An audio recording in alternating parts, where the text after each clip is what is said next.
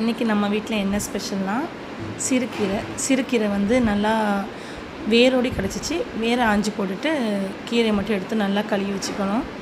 நல்லா சுத்தமாக ஒரு 2-3 தண்ணி கழுவிட்டு பூண்டு, சின்ன வெங்காயம் தொளி எடுத்து வச்சுக்கணும். பூண்டு, சின்ன வெங்காயம் அதிகமாக போடலாம். வரமிளகா 3, ஜீரகம் கொஞ்சம். நாட்டு தக்காளி கிடச்சிச்சு சந்தையில். உழவர் சந்தைக்கு போனோம், நாட்டு தக்காளி கிடச்சிச்சு. உண்மையாகவே நாட்டு தக்காளி பார்க்கறதுக்கே ரொம்ப ரேராக இருக்குது.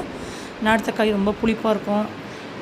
தக்காளி 4 தக்காளி போடுறது 2 தக்காளி போட்டாலே நாட்டு தக்காளி டேஸ்ட்டாக இருக்கும்.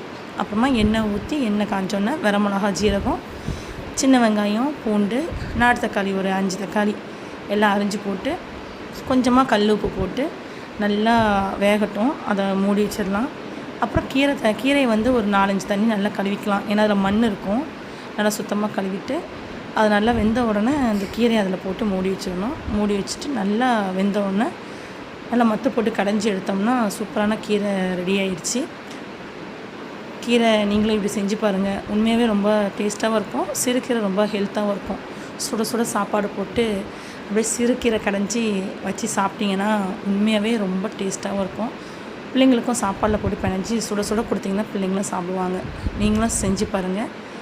டேஸ்டான ஹெல்த்தியான தண்டு கீரை ரெடி ஆகிடுச்சு. கடைஞ்சி வச்ச கீரை. தேங்க்யூ.